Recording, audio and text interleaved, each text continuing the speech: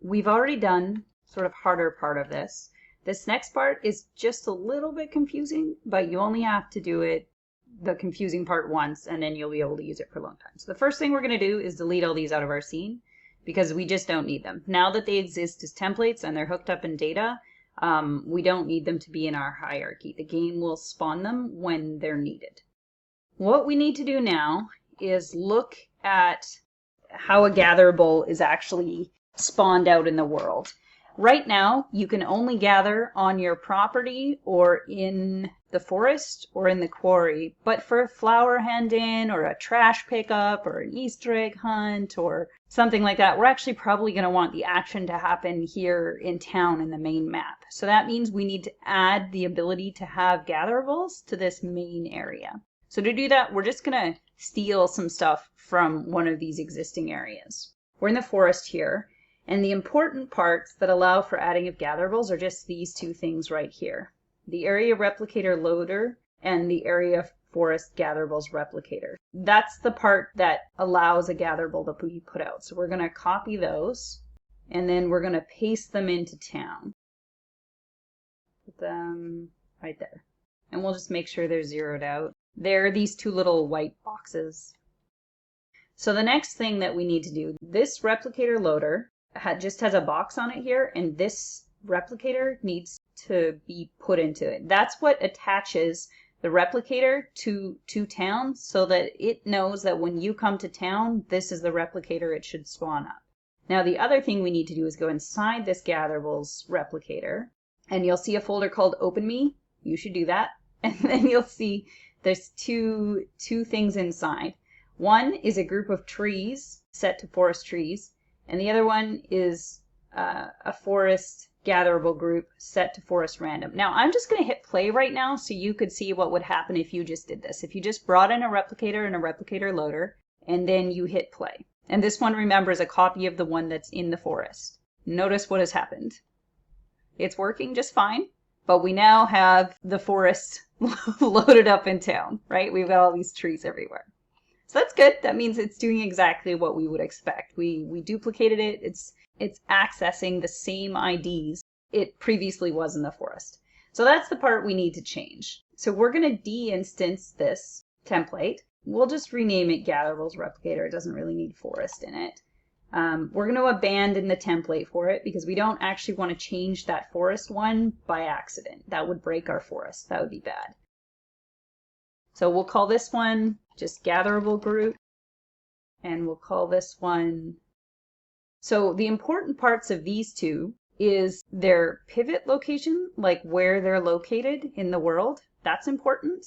And the other part that's important is the custom property that's on each one.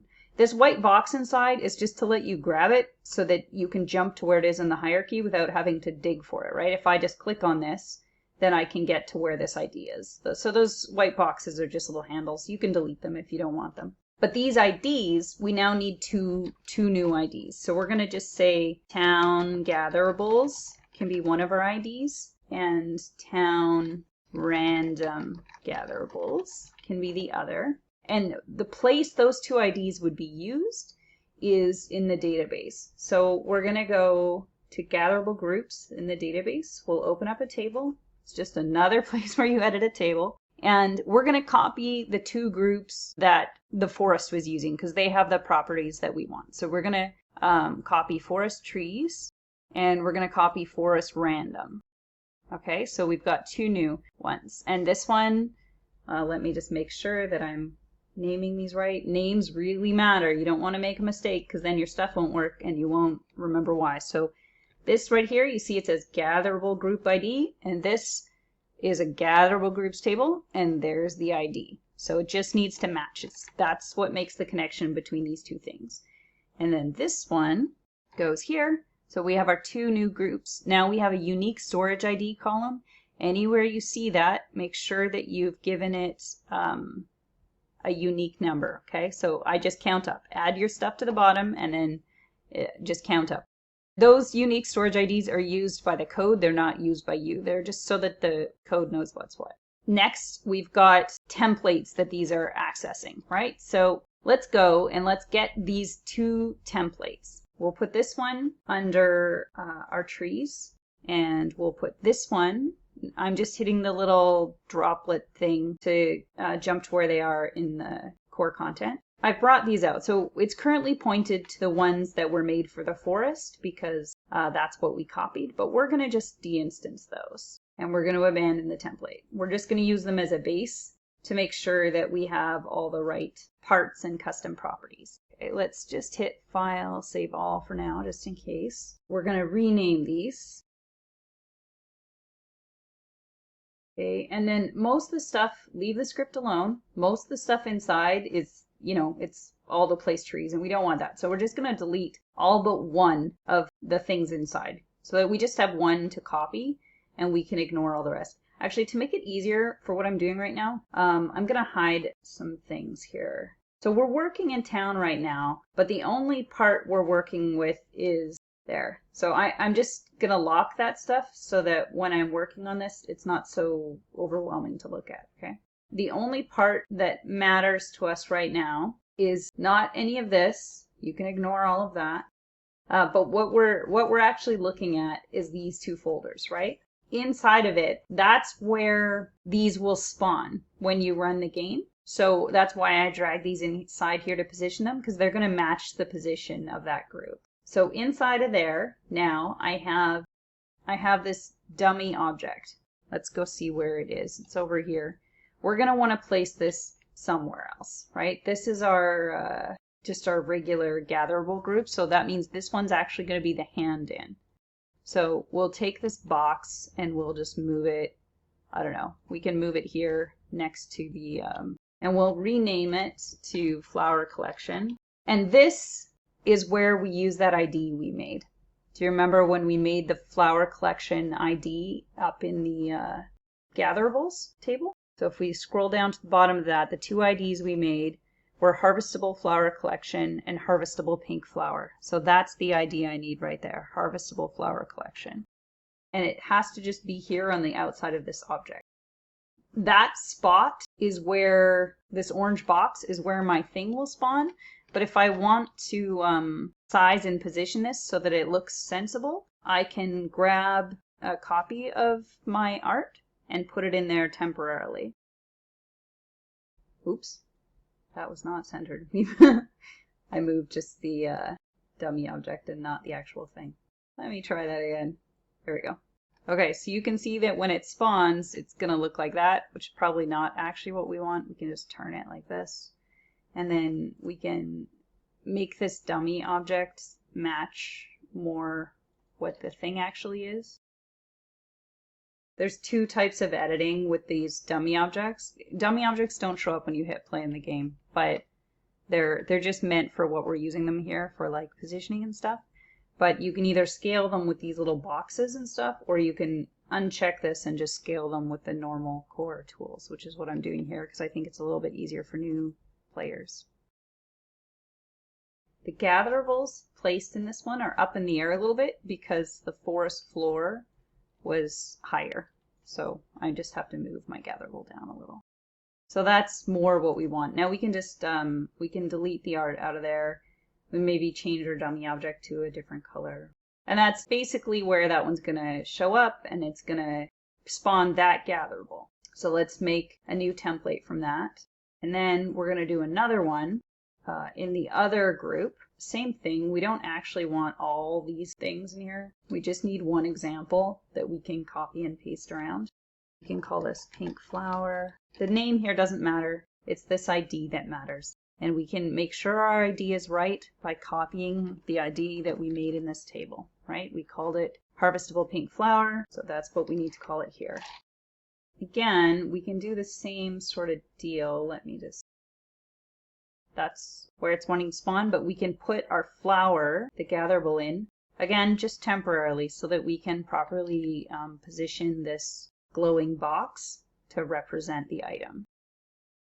And then we can delete this out of here. And that's now hooked up to the correct Gatherable ID. We can just put them out in the world now. You should obviously place your things a little more carefully than this. I'm not messing with rotating them and making them varied. I just want to quickly show you how you can get them into your game and how they'll act. Okay, so that's where we've put all of them. Now we need to turn that one into its own template. So you see we've now got two, right? We have the one for our random, and we have the one that's always there. That's for our trade-in. So now we can delete both of these because we're going to connect them up to the game by reference, putting them into the data table. So we'll just delete these two. So there shouldn't be anything in here. These two things just are IDs. That's all they are. I'll unlock all this stuff that I previously locked. But all we were really doing in that Gatherables replicator, all we were really doing is setting up those two IDs in the static folder. That's why it says open me, because you need to set those up. But other than that, you don't really need to do anything to this. So the last step that we need to do is go back up to the Gatherables group table and put in the two groups that we just made. Those templates we just made need to be in here. And the reason I said this is a little bit of a confusing part, but you don't have to do it again. If you now add garbage to this town, you would just put it into one of these two. Either the one that's got the random spawn or the one where everything always spawns in the same spot. And it's the same if you wanted to let them pick mushrooms in town or chop down trees in town. You don't have to add more replicators, and you don't need to make new Gatherable groups. You can just de-instance these templates, add the new stuff, and then update the template. So this is a bit of work, but you only have to set it up once per area, and then when you add more stuff, you just keep adding in. So this is the part that we had to change, right? These are still referencing the forest thing, and we need them to reference these new Gatherable groups we made. That should be all we have to do. Now, we'll see if it all works. That's a lot of stuff to put in without any testing, which is what we did. But if your stuff doesn't work at first, don't panic. You just kind of have to go patiently back over each step. It's normally a spelling mistake or forgetting to change a unique storage ID or maybe having a scale or a position wrong on an icon. You just kind of have to be methodical when you're looking for problems. Okay, this seems to be working, so that's good, at least in that stuff is spawning. So I see my flower basket, but see, it says click me with a pink flower to trade in for coins. So I can't do anything to that because I don't have a pink flower. So let's see if we can pick a pink flower. I clicked on it, it gave it to me. Let's take a look. There, yeah, see, I clearly need to adjust the icon, but I'll show you how to do that in another video. I'm gonna hit 8 here. So see, I'm holding it in my hand, it's beautiful. And if I click on this, what happens? Yes, so that's almost right. It gave me the coins and it took the flower. So that's excellent, but we just gotta figure out why it vanished instead of staying. It'll probably respawn if I look away. Yeah. So what happened is my gathered state isn't showing up. So I got to figure out why that is, what I did wrong, and then this should be good to go. Okay, I think I found the problem. I dragged the wrong thing into this box. So if you go back to my templates, that one should have been the same. It should have been the same thing, right? It should look the same. That's just the gathered state. As I was looking for this problem, I thought of one other thing that might cause us a problem with that setup, and that's a thing on Gatherable Groups. So we're going to fix that now. On the Gatherable Groups, it has respawn when not visible, but we want it to be able to respawn whether the player is looking at it or not. We don't even want them to notice that it's respawning. So we want this one to essentially come right back. Now, I would like to mention that I'm using a Gatherable for this hand-in. I could have used a producer, or I could have used a store. They'd all be set up in different ways and give slightly different control over the look and feel of what's happening. But there's lots of different ways to take an item and trade it in for money. It just depends on your game design. The other thing we're going to change on this one is we're going to put the respawn player distance thing down to 0 because we want them to basically be able to hand in another flower a second later. Even if they're right beside it or looking at it, that shouldn't matter, right? It should still come back. So hopefully that's everything and we haven't missed anything. So let's save all of that, close these tables, and let's hit play and see what we've got now. Notice that I put out lots of flowers, but there's only like one here. There's one over here. That's because I have it set so that 10% of those ones I put out will spawn. That's what makes it feel a little random. Like you could put out like 50 spots and then make 2 show up, and then players would have to really look around to find where it is. Again, though, this is like everything else. Don't go too insane. I don't recommend putting out 1,000, right? There is a performance cost.